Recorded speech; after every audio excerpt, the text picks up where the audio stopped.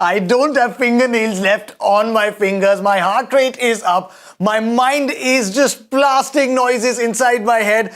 And I need some water, maybe some breath. I don't know what was happening in that game. Zimbabwe have prevailed by just one run. Oh my God, this World Cup keeps on giving. Zimbabwe won the toss, opted to bat first, and we were all wondering, why would you do that against that pace attack on this track? They made 130 and we were like, okay, whatever, middling sort of a total.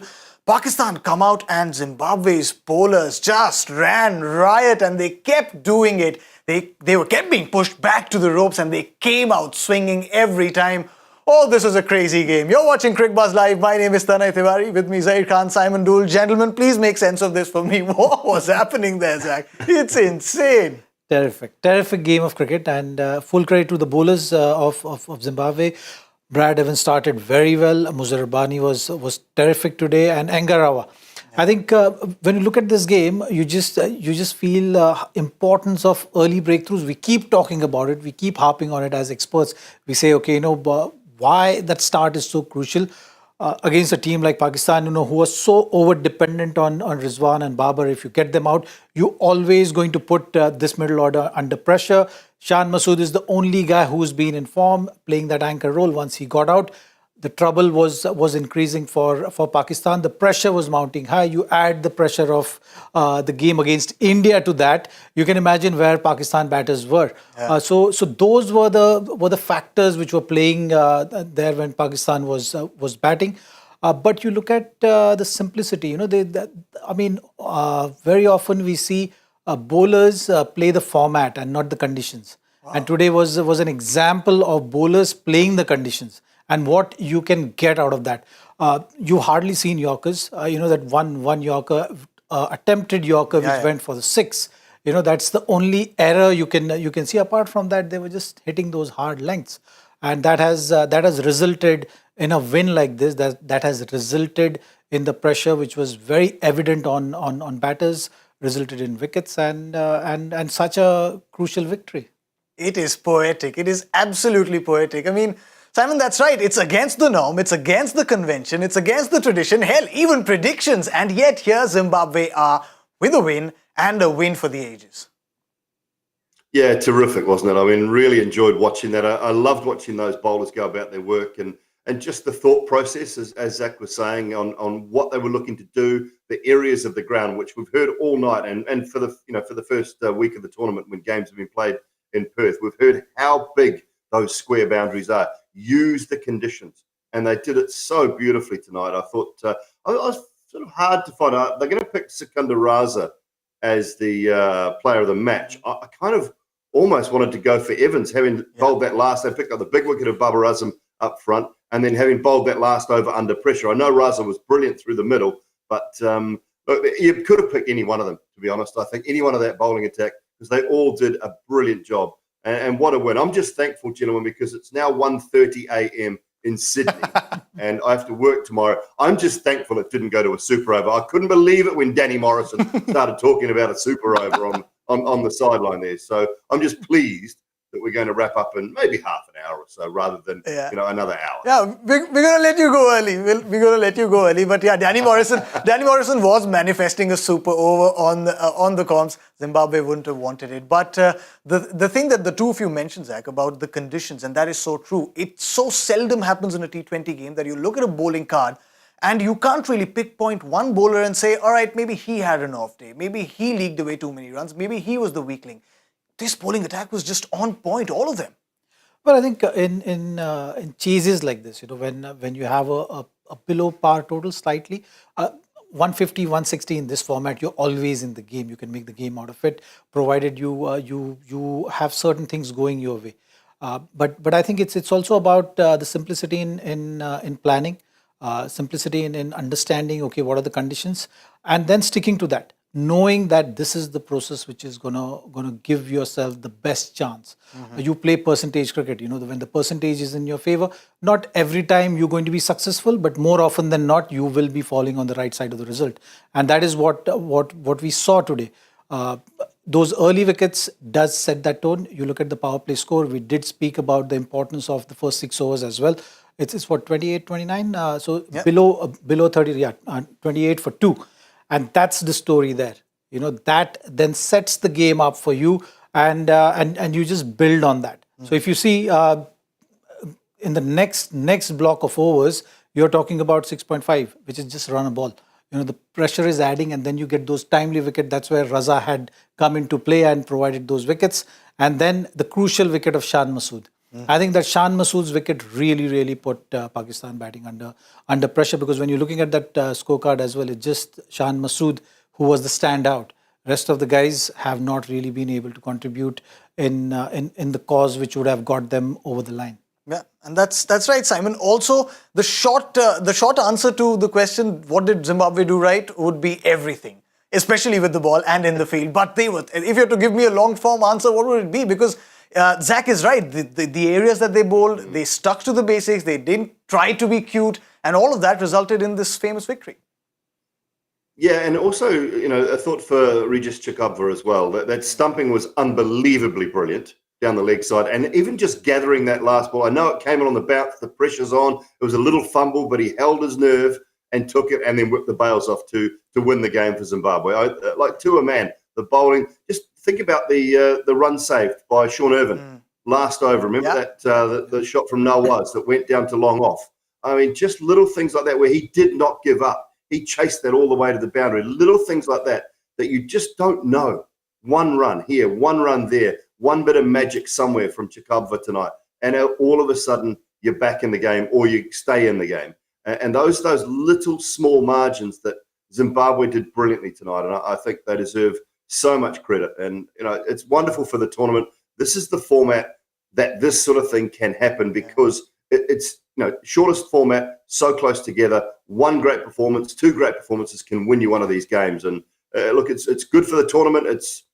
I don't want to be down on Pakistan too much, because I want to give credit to Zimbabwe for how well they played. Yeah, and you were there during round one as well, Simon.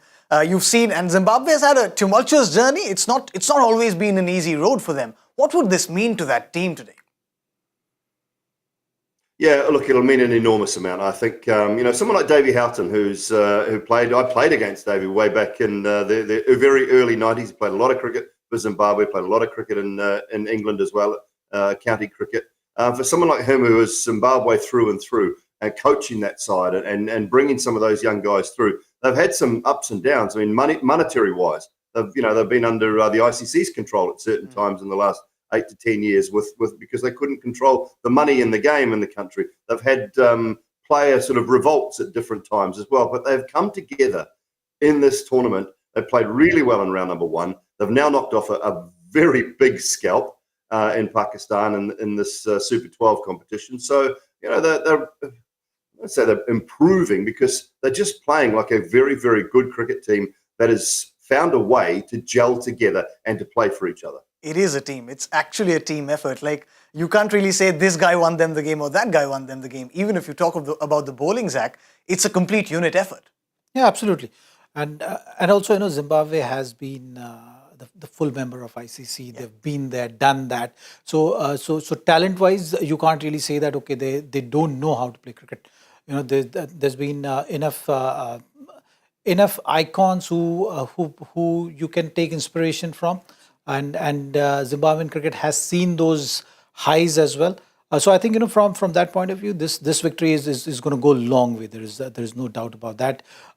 In terms of the cricketing intelligence is there. So that is definitely going to help. And when you put up performances like this, it is certainly going to boost that morale. You certainly see the bowling unit really looked good. We did speak about bowling being better than the batting they have, and that's why the thought process of batting first as well. Yeah. But it has paid off. I like the approach of playing the conditions. I like the planning. The results do sometimes go against you, go with you. But what matters is that cricketing intelligence, yeah, which they showcased and we all witnessed. Yeah, absolutely. We witnessed something really, really special today, and that bowling attack for Zimbabwe, well, it is fire. I'm going to say it, gentlemen. I'm going to say that thing that's going to make the two of you really happy. Batter set it up for you. Who wins it for you? It's the bowlers who win it The for bowlers you. every time. Yes, it's the bowlers who win it for you. But Simon, spare a thought for Mohammad Nawaz. I mean, last game, it was that disastrous last over for him. This time around too, he had an opportunity to finish it all, but just couldn't. Yeah, and look, it came down to those guys at the end. I think the wicket was Shan Masood's wicket. I talk about that stumping being crucial in the context of the game, because he was the only one that was looking like just playing quite well under control. And it shouldn't have got that far. Pakistan should have been better, you would say, but they weren't allowed to. And you know, I totally agree with what Zach is saying. And we're both talking about the fact that the bowlers just did a brilliant job. They didn't allow the Pakistan batting lineup any room. When there was hitting required, I think Wasim Jr. probably could have been better as well. He just a lot of short balls, which you've just got to think about. Okay, where's the field set? This is what's coming. I mean, nothing wrong with a little uppercut or something like that. Just get some bat on those rather than trying to go across the line to the bigger side of the boundary. Maybe just hit one down over a very fine first, second, third slip. Look for those different areas when the bowlers are coming at you in a different way, shape, or form. So there'll be some talk in there from Matthew Hayden and the likes, I'm sure, in and around the batting display at the back end. But yeah, just go back to it. Brilliant with the ball, Zimbabwe, and such a good win for them and great to see. Yeah, that it is. But also for Pakistan, I mean, they will, of course, doff their hats to Zimbabwe, but they will have to go back to the drawing board, as Simon mentioned, Zach, that you've got to go back and say, what did we do wrong? Well, you have to go back to the drawing board, but what's going to play here now is the mental aspect, which is going to be huge. It's not easy to have back-to-back losses like this. And of this fashion. It creates that doubt as well. You halfway through the innings, we were talking about, okay, Pakistan did a good job, 130, they should be able to go out there, get these runs, and then try and build it from there. Now that whole thing is broken.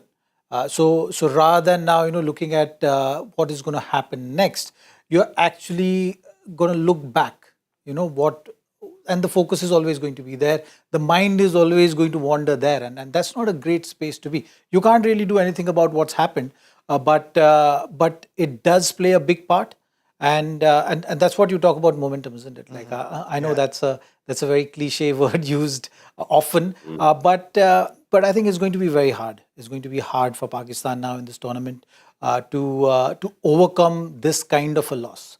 When you lose against a big team, India is a solid side. You have the performers, two players stood there and got the game away from you. But here you have yourself to blame.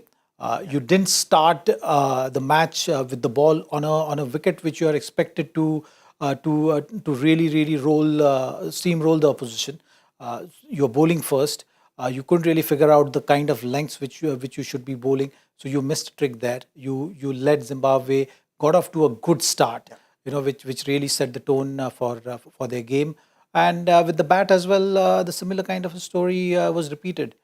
Didn't really get a good start. You're dependent on your openers. They've not been in form so far in the tournament. They've not scored runs. So that again put pressure on the middle order. And when you are under pressure, you tend to think about the other things which are not in your control.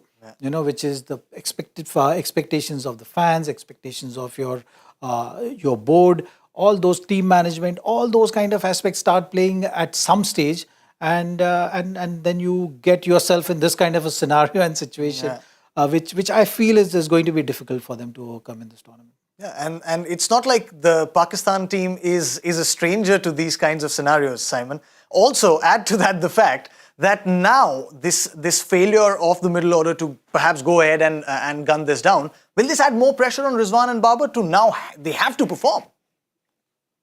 Yeah, they do. I mean, Babar hasn't had a great start to the tournament, has he? Obviously, after the India game and again today, didn't get going. So he's been such a key for them, as has Rizwan at the top of the order. And when they don't get going or they don't score runs, Shan has been the only one that's really looked good in both games, obviously in the first game only. But they did they come into this tournament with the right side? Did they come in the right sort of form?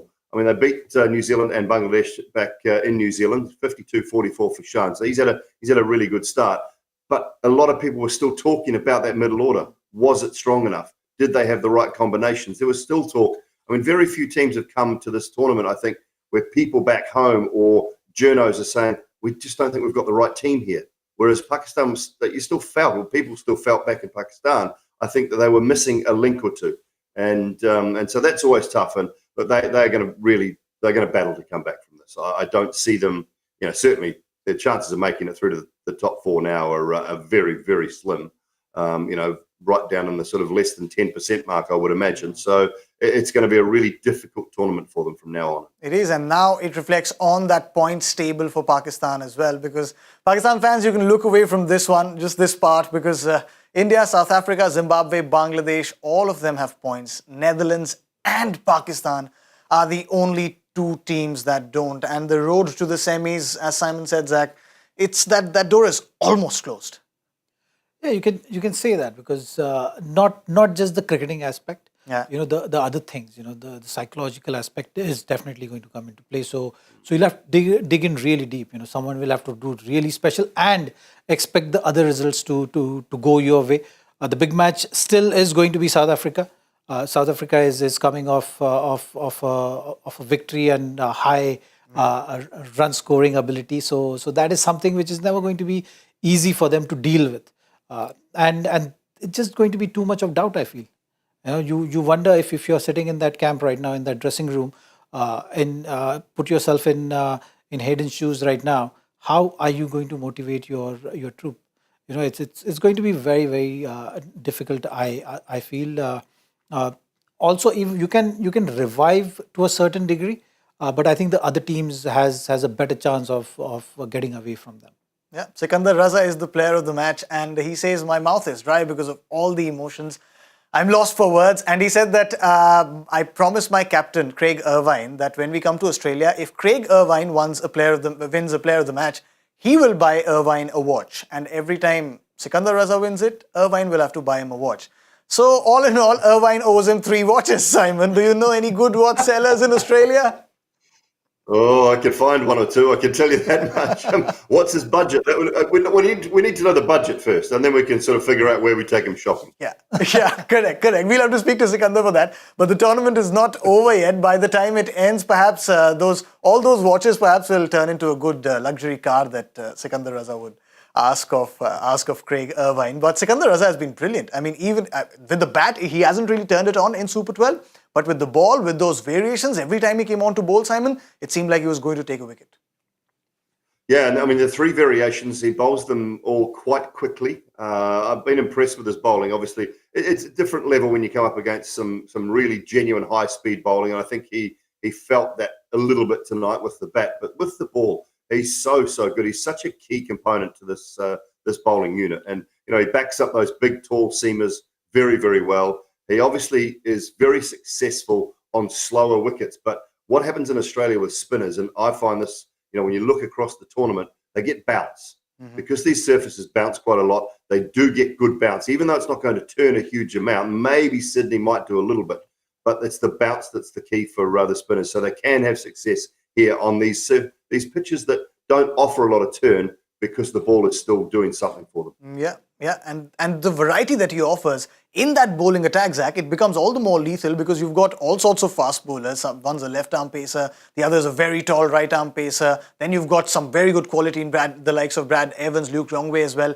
Add to that the ability of Sikandar Raza to bowl those 3, the off-spinner, the front of the hand, and then there's the back of the hand as well.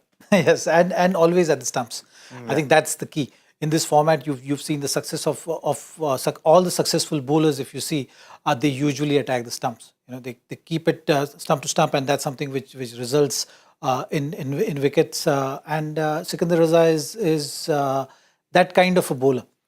When you have a bowler of that quality in the middle overs, and you get a decent start at the top, that's when the effectiveness of that bowler also goes higher because as a batter, you got to make the move in those middle overs. If you didn't get that start, you've seen it in IPL as well. Varun Chakravarti, you see Narain. Those kind of bowler were always at the stump. And if the asking rate is more, the effectiveness of those bowlers goes higher. And Sikandar Raza is been very consistent with that. Yeah, I think Sikandar Raza, if he gets 4 or 5 watches by the end of it, should send 2 to Sunil Narayan as well. Sunil Narayan helped him a lot during the CPL with his bowling post his injury. But this tournament, what a tournament this has been so far. 2 upsets.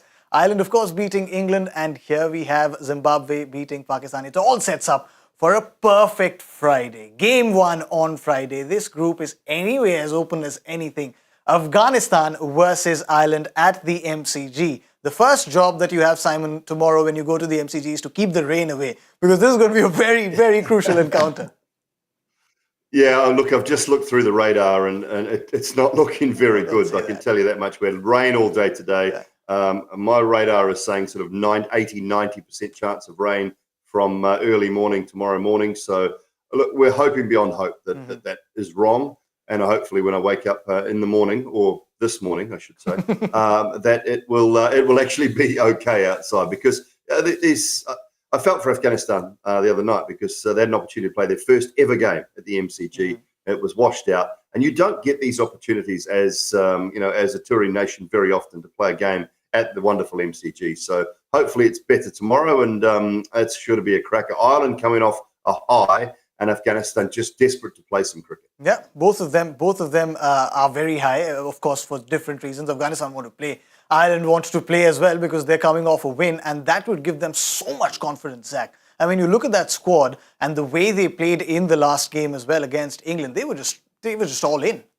Yeah, I think they will be really, really upbeat for the game. There's no doubt about it.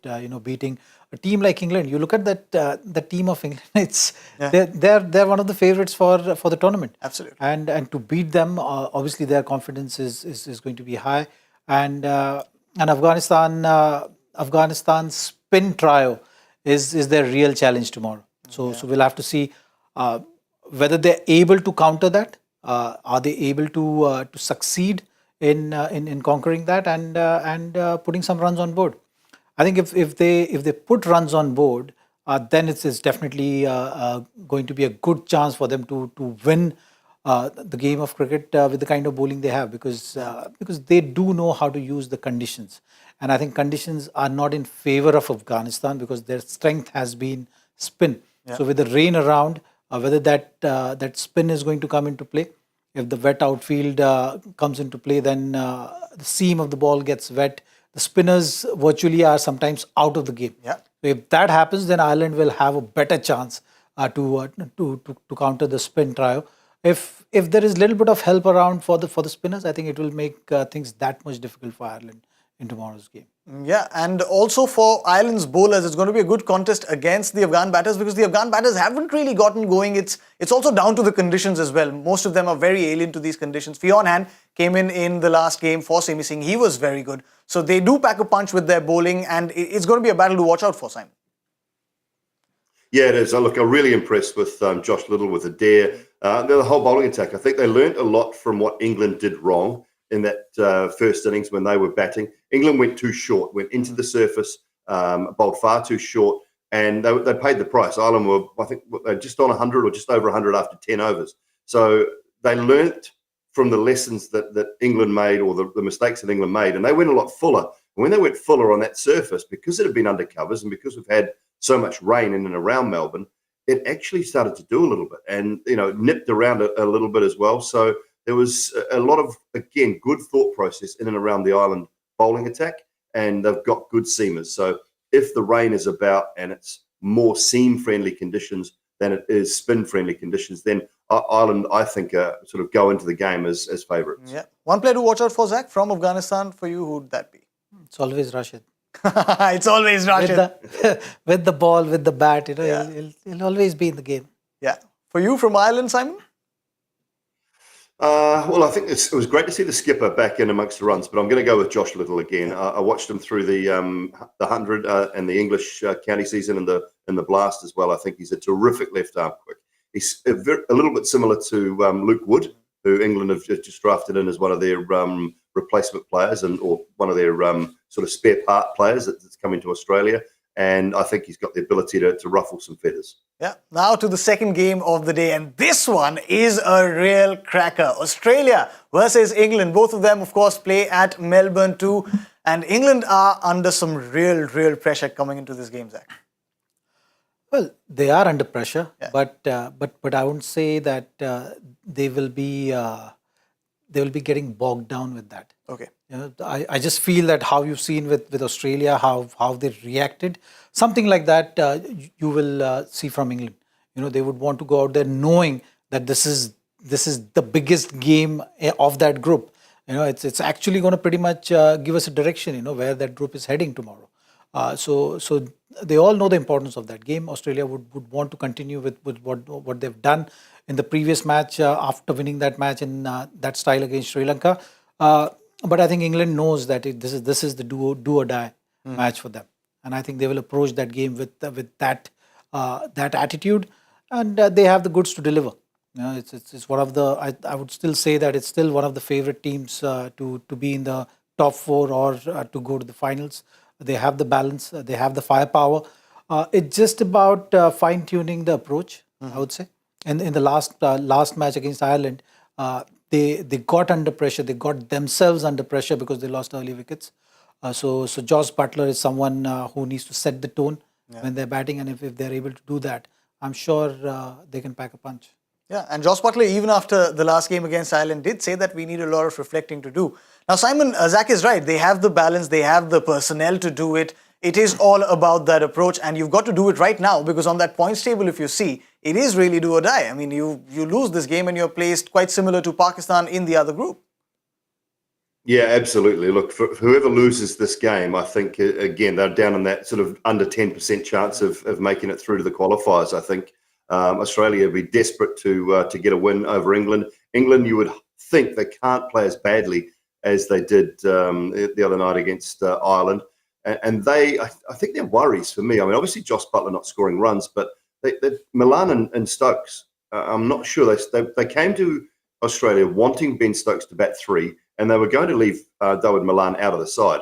Now he's scoring at well under 100 strike rate at the moment, although he has got a couple of starts. Stokes hasn't got starts. Butler hasn't got starts. They've got Phil Salt waiting in the wings, who I think is a very, very good T20 opening batter. Now, do they make a change yet? Is the big thing for me. When you look at that squad, could they bring Phil Salt and leave Milan out? Maybe bat Hales at 3 or go do something different. Get Moeen Ali further up. Leave Stokes out of the equation as well. And I know Stokes offers them a little bit with the ball, but David Willey could do that same sort of job or a better job with the ball, and he does have a little bit of batting ability at the back end as well. So it's a tough one for me what England do. And do they ring the changes now, or do they wait one more game before they ring the changes? Because that batting hasn't fired for them yet, and it only flattered them, that 5-run DLS loss the other night. It really only flattered them because Moeen Ali got going really late in the piece. But boys, I just opened this up now. I hope you can see that. Oh, Michael! Oh, no way, no way! I'm just thinking of the look on Michael's face tomorrow. We've got him on the show. Oh, that doesn't That's look not good. good news. That doesn't look good for either teams. That is not good at all. It doesn't look good. It's not good at all. I'm just wondering about the look on Michael's face. But also, if you have a look at Australia, Zach, now they did win the last game against Sri Lanka, but the issues still persist there, especially with the bat. Marcus Stoinis really bailed them out and played a blinder of a knock. But apart from that, Aaron Finch really got stuck in. And then there's also the issue around Matthew Wade. He's tested COVID positive in the training today. Glenn Maxwell was keeping wickets. So how do you bring about that balance in the side? Do you bring Cam Green in and get Maxwell or Aaron Finch to keep wickets for you? It's a bit of a worry for them. Well, what are the options they have? So that's the only option I'm seeing. What it's going to do is Cameron Green has been playing in the top order. He prefers, his preferred spot is that, and Matthew Wade has been doing the finishers role for them. I think that's something which they have to figure out. Who goes down, who is going to take up that responsibility of being a finisher. Are you going to push Stoinis down further? Yeah. You wouldn't want to do that because he's the one who actually won the match for you when they were under pressure. Also better that net run rate. So those are the questions they'll have. I heard that Maxwell has been keeping. Yeah. So if Maxwell has to bowl, who is that that other guy who is going to take the gloves? Those are the things which Australian team must be pondering upon. But I think they've got the momentum. They've got the momentum advantage of playing in front of the home crowd. knowing the home conditions, all those things are going for them. When you're looking at that bowling attack, it's a solid bowling attack. You have Josh Hazelwood who can do the damage with the new ball, and you have Mitchell Starc, Pat Cummins. So when you look at that bowling lineup, you know that they can restrict any team. Knowing that now the overhead conditions are going to be in favor of fast bowlers, that makes their chance even higher. Knowing that England has lost against Ireland, so that gives them that added advantage or edge, also the psychological advantage, you can call it. So all those things are going in their favor. So I think all in all, when you're trying to pick the favorites for tomorrow, I would say Australia will have a slight edge tomorrow if the game happens. Yeah, Simon, the only thing that they'd be wishing for is for Matthew Wade to just first be cleared by the ICC to play and then be fit enough to play, because if he's down with COVID, he may be down with symptoms or no symptoms. We don't know that. But it was a risky move, not getting in the back of wicketkeeper, and now it's perhaps catching up with them. Yeah, look, it's a funny one. I sort of felt that if Wade got injured, because they're in Australia, they could easily get another wicketkeeper in overnight. There was no issue with it. He'd just be ruled out of the tournament. But I didn't actually think about COVID or getting sick when we were talking about this. I think we were talking about it in Brisbane last week, trying to get Cameron Green into the squad, after the injury to Inglis. So, look, it's a hard one, because all that might happen tomorrow, if Maxwell has to keep and Cameron Green gets an opportunity, it might just cause more problems from an Australian point of view. Because what if Cameron Green comes into the side, opens the batting, which is his preferred spot, and Aaron Finch, does the right thing as a skipper and drops himself down, and has Green and Warner at the top, and they blast 100. They get off to a great start and they beat England. Then it just poses a massive problem if Matthew Wade does come back. So I wonder what they will do with Cameron Green. I also think my one other point on Australia, and I said it prior to the tournament, and I'll continue to say it, is I don't think Pat Cummins is a great T20 bowler. I think they miss a trick not having Kane Richardson in the side. I just feel that he offers them a point of difference, because they've got genuine pace in Starc and Hazelwood, but they're all a bit same, and nobody really does a lot with the ball. There's no real change-up bowler. They all have a slower ball, a slower option, but I just feel that Kane Richardson offers them that real change-up, that differentiation in the attack, and I just wonder whether they might leave Pat Cummins out and play Richardson. I don't know that sort of. Is it too early in the tournament to go down that road just yet? But I think if they play Green and they play him at the top, it might cause more problems for them than they need. It is a tricky road, and I remember watching the last game with Zach, and Zach was mentioning how they're perhaps giving him the more important overs. Pat Cummins, the first over they gave him, perhaps to give him a bit more confidence, get him into that rhythm, but it doesn't seem to be working for Pat Cummins. I think it's a call which you have to take as a management, isn't it? If you have showed faith in a particular player and you've defined his role, so at times you've seen the management would like to continue with that, because that's how they've planned.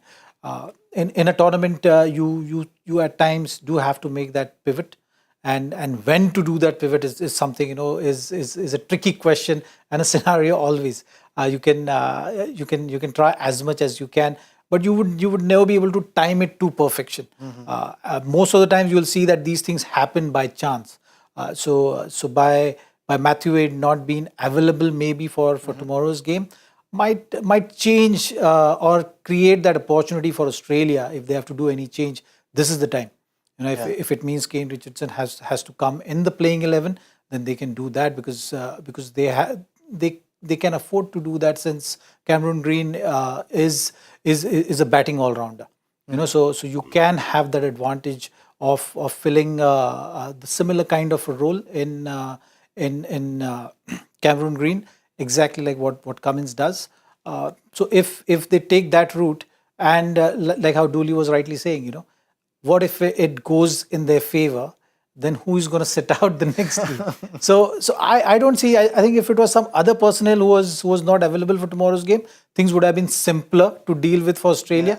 But because it's a designated finisher's role which Matthew Wade is playing and a wicket keeper, that has created more problems, I think, for them to maneuver from here. Yeah. It isn't getting simpler for Australia at all. Adam Zampa, of course, may come in. He's tested COVID negative in place of perhaps a Ashton Agar. But those are the changes. The one thing that has to change on Friday is that Simon will go to the ground and he will drive the rain away. He has promised that on Cricbuzz Live. You've got to do that, Simon. But also, I'll give it my best shot. Yeah, we trust you, Simon. Also, there's been a very good banter going on between Zach and Michael on the show.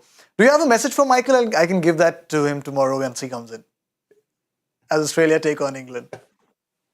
Look, I just think that Michael needs to remember that England came into the tournament as dead set hot favourites, and they are playing like a team that probably should finish about 5th or 6th at the moment. So he just needs to remember where they are. Remember where they are, and if Australia beat them tomorrow night, they'll be back at home with him sooner than he thinks. Oh, shots fired! Shots fired from Melbourne. Courtesy Simon Doull. Oh, this is going to be such a good Friday. All we can hope for is for the rain to stay away. This was a great day of cricket as well. Zimbabwe doing, well, the unthinkable against Pakistan. This T20 World Cup is so well poised. Thank you so much to Simon Doull. Thank you so much to Zaheer Khan for being with us all day. Thank you so much to all of you as well. We'll see you on Friday. But before that, there's one last piece of business that I just fail to crack every time, which is why I was trying to avoid it. But it's the Joy Factor question for the day. Let's have a look at the question, then the answer.